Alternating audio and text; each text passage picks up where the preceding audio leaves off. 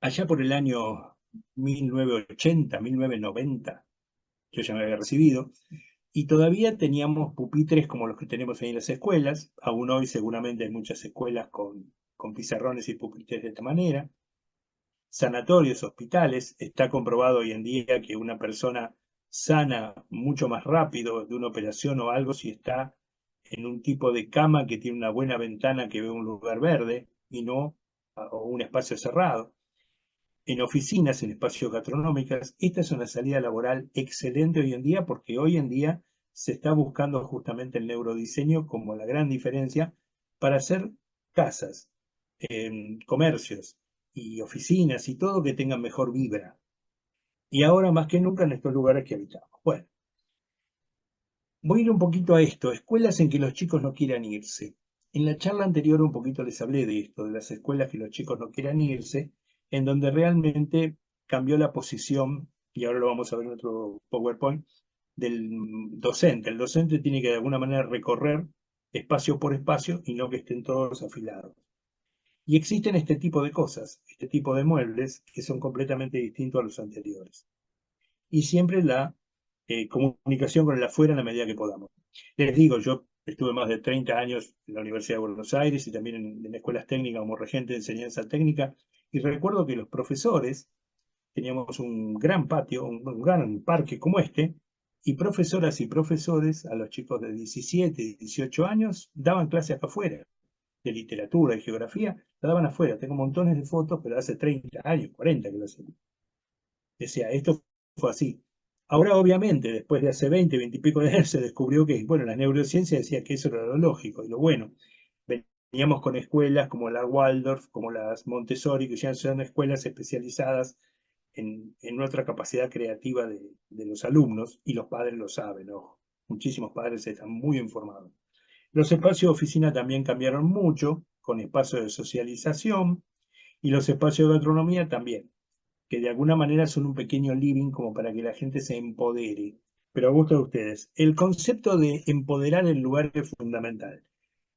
Así nuestros clientes, nosotros primero hacemos la gran arquitectura con los elementos naturales que conocemos, textura, color, luz, iluminación, forma y función, que funcione todo bien, y después tratamos de que realmente se empoderen del lugar para que lo usen. Y muchas veces yo lo digo, el hall de entrada que cuente un poco la historia de quién es cada uno, si viajaron a algún lado, si son artistas, una pintura. Lo estoy haciendo con muchas mamás que tienen chicos de 7 años, 10 años. Le ponemos los dibujos que están haciendo en la escuela o los que pintan, o si tienen un instrumento musical, un instrumento, porque vamos empoderando el lugar y vamos haciendo de alguna manera que se tome mucho en cuenta la autoestima, la autoafirmación del ser. O sea, realmente vamos haciendo personas mucho más armadas. ¿Qué es lo que pasa en las oficinas? Y ahora vamos a ver escuelas, y en este caso les traje una biblioteca en Dinamarca, muy piola, porque ahí se estudia también. Y esto es un poco las imágenes de las aulas, en especial aquí debajo tenemos algunos donde los chicos todavía van todos con el mismo guardapolvo y otros en que no. Pero digamos que esto todavía lo tenemos en muchos lados, y la neurociencia nos va diciendo que hay que armar rincones, espacios, colores, verde, plantas, posibilidad de la afuera. Les contaba que hará 15 años, 2010 más o menos, sí, 15 años, 2010, en el gobierno de la Ciudad de Buenos Aires cambiaron las mesas. En vez de tener los pupitres, empezaron a traer este tipo de equipamiento, que era largo. Y claro, los profesores venían locos, decían, ¿cómo hago? Tengo algunos que están de espalda. Yo doy la clase en el pizarrón, están de espalda. Le dije, es que hay que cambiar la forma de dar clase. Hoy en día la clase se tiene que dar muy rápido en el sentido de trabajar con elementos directamente acá para que se socialicen entre ellos. El profesor tiene que ir banco por banco en vez de estar dándolo.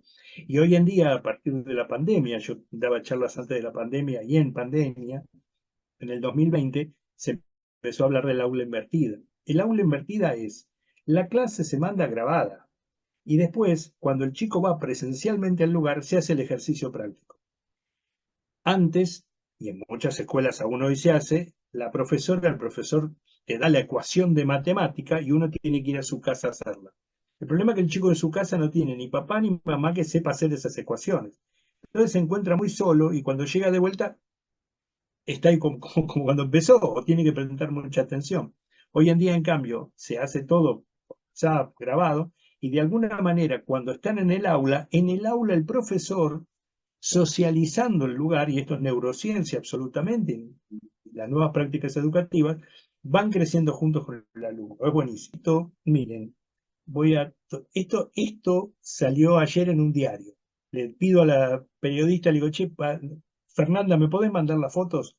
Porque justo este tipo de equipamiento es el que se tiene que usar hoy en día. Porque si lo queremos lineal, no hay problema. Ponemos uno así, uno al revés y queda lineal. No hay problema, podemos hacerlo lineal. Pero también lo podemos hacer en U y es muy piola. O sea que las empresas hoy en día están trabajando con este tipo de cosas que es neurociencia, es neuroarquitectura. Así que de alguna manera ahora vamos a pasar a ver un proyecto realmente de neuroarquitectura. Esto lo paso rápido, esto tiene que ver con la socialización en los espacios, y esto que trabaja obviamente con plantas, con naranjas, igual tiene, todavía acá no está empoderado, ven acá, si estuviera empoderado, yo a propósito hoy me traigo un muñequito atrás para decir, uno puede poner muñecos, cosas, cada uno va haciendo, se empodera, y además con eso no se quiere ir más del trabajo, o sea, en el sentido de que no quiere buscar otro trabajo porque ahí se siente cómodo. Esto es muy, muy de la neurociencia hoy en día.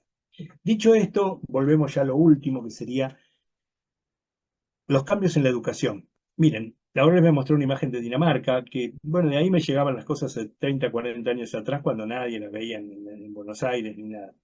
Acá tenemos una profesora dando clase, acá tenemos otro, y todos los chicos con el mismo tipo de delantal.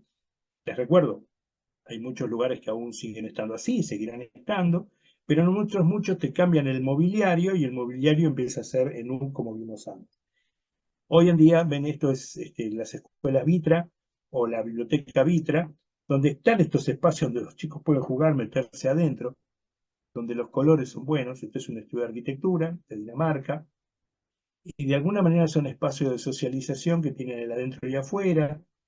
La iluminación, se trabajan mucho los colores. Acá tenemos armonía por contraste, naranja, creado de alguna manera con amarillo y rojo. ¿Cuál es el primario que no tiene el azul? Entonces es lógico que lo que sea azul va a iluminar los dos colores. Así que sepan que estos sí ya son los productos de la neuroarquitectura. Tal vez esto es demasiado, digamos, pero bueno, o sea, demasiado para Argentina tal vez, o para nuestras culturas, pero no deja de ser un espacio donde los chicos se divierten, aprenden, juegan, crecen, y no es un espacio donde todos tienen que salir.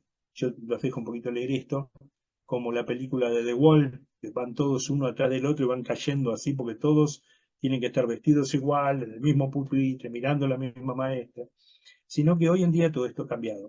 Ha cambiado en oficinas, ha cambiado en gastronomía, en las viviendas ha cambiado un montón, en lo que estuvimos hablando, y esto es un poquito este ejemplo de hace 15 años atrás, más o menos, ¿no? De esta biblioteca, donde también se estudia, obviamente, ¿no? Que son espacios de socialización donde están los chicos, donde están los adultos, donde están las madres, que pueden leer algún objeto o algo, y espacios de este tipo donde la neurociencia, la neuroarquitectura nos dice que tenemos que generar espacios de socialización, tenemos que generar, conviene, son tips, ¿no? Donde las personas tengan un espacio muy privado, muy propio, donde se queda ahí porque ese es el lugar que le gusta, y otros que socializan el lugar. Son espacios donde uno le puede dar estas posibilidades, con colores, con texturas, con vistas hacia afuera, y que tiene que ver con la psicología social, o la psicología ambiental más que todo. La psicología ambiental es la que nos fue dando pautas, y se trabaja mucho con psicólogos, sociólogos. A mí me ha tocado mucho, y la verdad que yo estoy mucho con médicas, porque hay mucha medicina china y mucha medicina, como les decía, de la Ayurveda, y obviamente la neurociencia, que está también en ese juego, va justificando, encontrando desde la parte científica lo que antes se percibía y nada más. Lo que antes se percibía, ahora es así. Acá tenemos una armonía, por ejemplo, por contraste, donde el verde se forma obviamente con azul y amarillo. El único que no tiene es el rojo, y acá estaría un poquito el rojo. Y si no, si esto es naranja, esto sería una armonía por analogía, colores análogos. Todos tendrían una masa en amarillo. El verde se hace con amarillo y azul, y el naranja se hace con amarillo y rojo. O sea que sería una armonía por analogía, pero seguramente está estudiado desde el punto de vista de la neurociencia. Este es un ejemplo de neurociencia de arquitectura. En cuanto a los espacios rectangulares, como un living, que yo diría desde la cultura china sería un espacio yang, un espacio social, bueno, tienden más a ser espacios de movimiento. Y en cambio, un dormitorio tiene más que ver con los espacios cuadrados, que son justamente más estáticos. Y está bien. El tema es si proyectamos un living o un estar comedor en forma cuadrada y el dormitorio es largo. De alguna manera, esto ya la neurociencia nos ha dado mediante sensores, mediante pulseras, la forma de medir una cosa y la otra. Los espacios rectangulares son entendidos como menos agobiantes que los cuadrados, porque son más dinámicos. Vamos más o menos terminando. Yo creo que ahí estamos, es decir, les paso esta imagen, que es la de Churchill, que justamente ya en aquel momento decía, damos forma a nuestros edificios y luego nuestros edificios nos dan forma a nosotros. En principio dijo ahí,